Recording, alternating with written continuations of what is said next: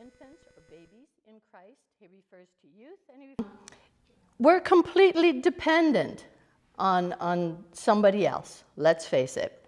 Everything that happens in life, you're still helping you dress and eat your food. Something's wrong. You should know better than that by now, hopefully, right? And you're able to take responsibility for lots of things in your life, for lots of decisions.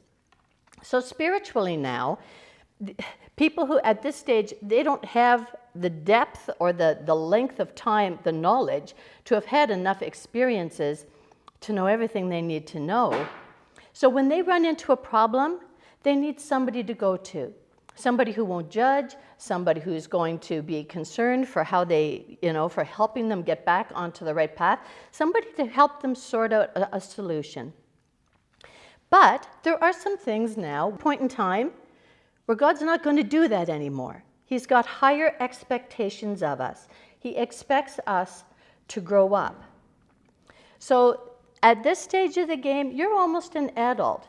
You shouldn't have to be going back to all the former things as if you just barely started off in your faith.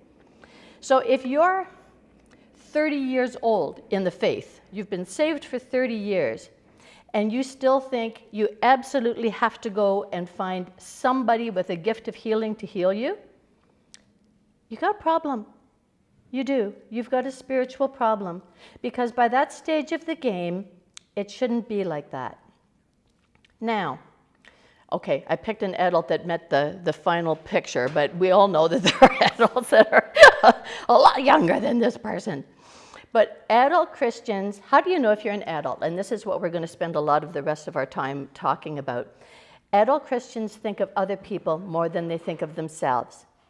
One of the things that should be happening here is that we should have spiritual depth in our lives, that our lives reflect our God. That doesn't mean that we're perfect. We're not. But we should have passed a whole lot of other things, and we should be able to respond properly. Adults, before you're born again, I'm sorry, you know nothing. You know nothing. So you come into this as a spiritual baby. You're just born again. You need a lot of correction. But mainly what you need is you need love and you need acceptance. Trying to sit down and give a speech to this, and if you start